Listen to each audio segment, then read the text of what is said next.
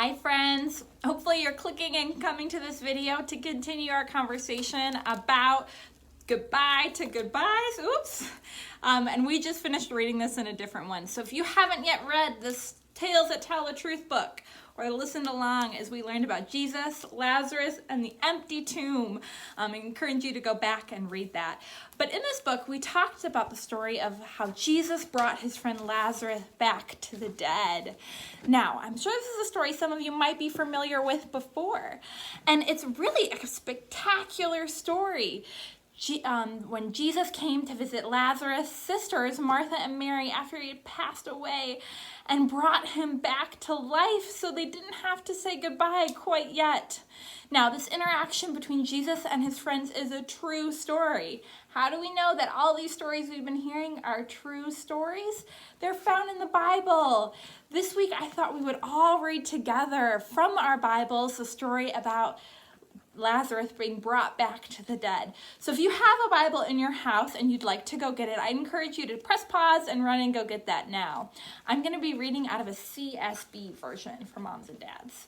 And we're going to be opening up to the gospel, the beginning of John, and we are going to be reading from John 11, and this is verses 1 through 44. So it's a bit of a long story, but I hope that you'll listen along and reflect back about all those images and the story we just heard in our picture book. So this is a story of Lazarus who dies at Bethany. Now, starting in 1, a man named Lazarus from Bethany was very sick, in the village where Martha and Mary, his sisters. Mary was the one who anointed the Lord with perfume and wiped his feet with her hair, and it was her brother Lazarus who was sick.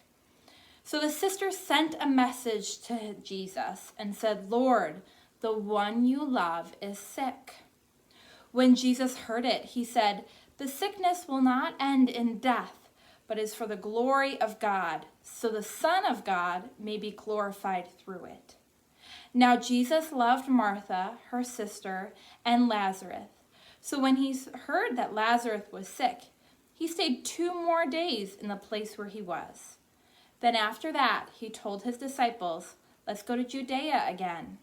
"Rabbi," his disciples said, "just now the Jews tried to stone you, and you're going there again, back to a place that isn't safe?"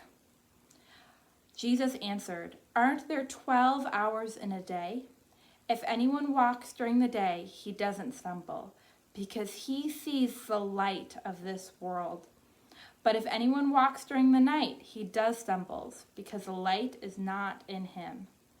He said this, and he told them, "Our friend Lazarus has fallen asleep, but I am on my way to wake him up." Then his disciples said to him, "Lord, if he has fallen asleep, he will get well." Jesus, however, was speaking about his death, not just falling asleep. But they thought he was speaking about natural sleep. So Jesus told them plainly, "Lazarus has died. I'm glad for you that I wasn't there, so that you may believe. But let's go to him." Then Thomas said to his fellow disciples, "Let's go too, so that we may die with him." When Jesus arrived, he found Lazarus had already been placed in a tomb for 4 days. Now, Bethany was near Jerusalem, and many Jews had come to Martha and Mary's to comfort them about their brother. As soon as Martha heard that Jesus was coming, she ran out to meet him. But Mary remained seated in her house. Then Martha said to Jesus, "Lord, if you had been here, my brother would not have died. Yet even now I know that whatever you ask from God, God will give you."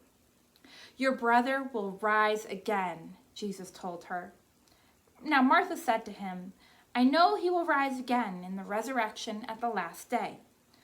But Jesus said to her, "I am the resurrection and the life.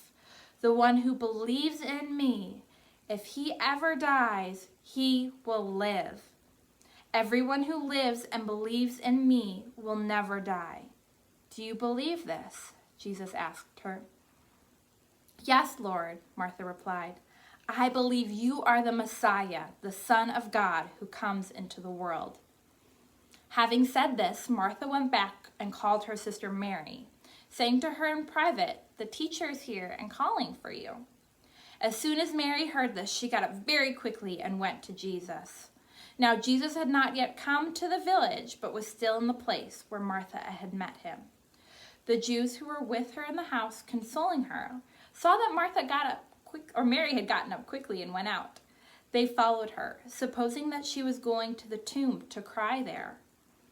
Now, as soon as Martha had came to where Jesus was and saw him, she fell at her feet and told him, "Lord, if you had been there, my brother would not have died."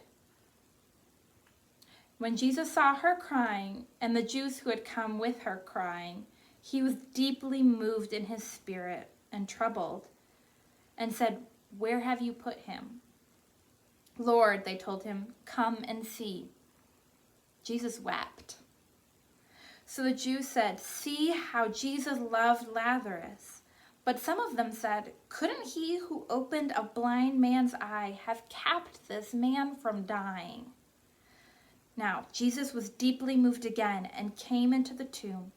It was a cave, and there was a stone laying against the opening. "Remove the stone from the tomb," Jesus said. But Martha, the dead man's sister, told her, "Lord, there's already a stench because he has been dead 4 days." Jesus told her, "Didn't I tell you, if you believed, you would see the glory of God?" So they removed the stone, and Jesus raised his eyes and said, "Father, I thank you that you have heard me. I know that you always hear me, but because of the crowd standing here, I say this so that they may believe that you had sent me." After he said this, he shouted with a loud voice, "Lazarus, come out!" And he came out, bound hand and foot with linen strips, his face wrapped in cloths. Jesus said to him, "Unwrap him and let him go. Lazarus is alive." What an amazing story, an account of the miracle that Jesus performed. In our own lives, we might be experienced or have friends who are very sick, or know friends or family members who've died. And it feels like when we say goodbye, it feels like it's forever. We might ask Jesus why in the midst of all of our pain and sadness. We might be questioned his methods, but we can be comforted by his heart, by Jesus who is deeply moved and cares for us. He weeps when we weep and rejoices when we rejoice and celebrate him, because he is a true God who is with us in our sorrow, in our sadness, and in our joy, and when we celebrate. Now, our stories haven't ended, and we haven't had to say goodbye yet, but we will one day. But we know that it won't be forever, because those who believe in Jesus to be their only hope, the physical death will mean an immediate presence with him. Philippians 1 verses 21 through 23, we can read more about that. We're so excited that we aren't left behind in our sadness, but there is hope in the life to come, and hope that Jesus will be always with us until the end of the age.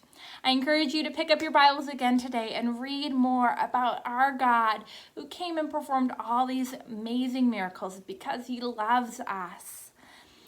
I hope you've enjoyed this week's Storytime Saturdays, part 1 and 2, and I encourage you to go back and see the stories that we've read prior, where they're at in your Bibles, and continue to be reading this greatest story that's ever been told. Enjoy your Saturday, my friends.